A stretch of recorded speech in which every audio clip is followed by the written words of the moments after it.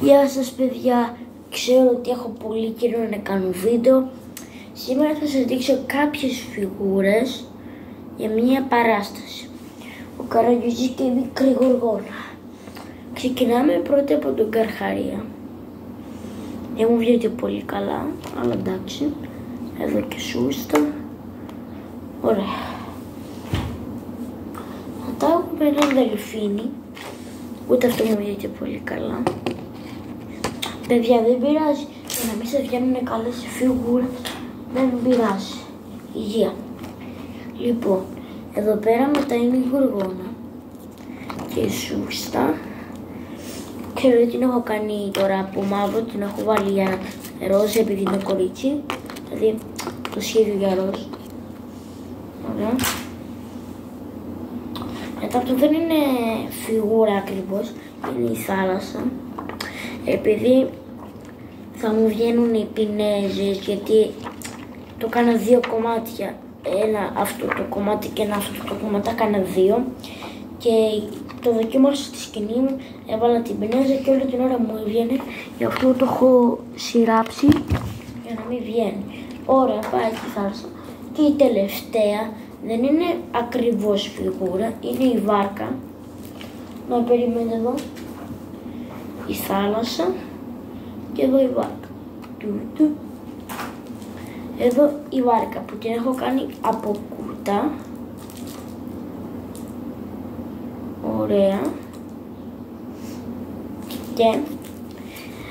Και όταν το βάζουμε, και όταν το βάζω το πανί φαίνεται μαύρο, γιατί δεν επιτρέπει να φαίνεται το χρώμα του.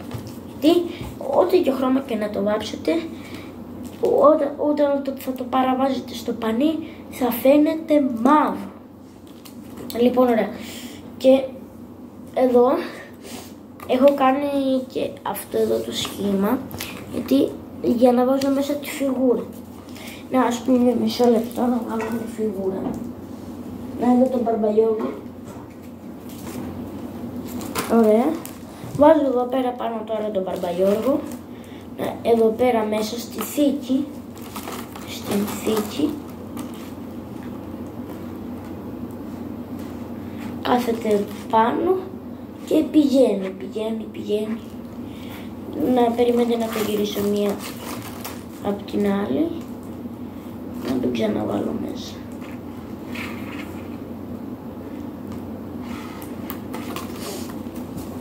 Μισό να τον βάλω μέσα. Εδώ στην κούνια. Κούνια λέω, συγγνώμη. Βάρκα.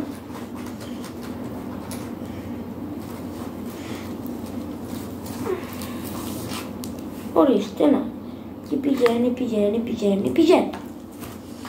Λοιπόν, παιδιά, αυτό ήταν το βίντεο.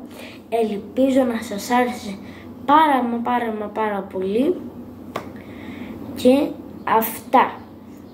Θέλω να σας πω γεια σας. Και θα κάνω την τρίτη νομίζω ένα καινούριο βίντεο. Οκ. Γεια σας.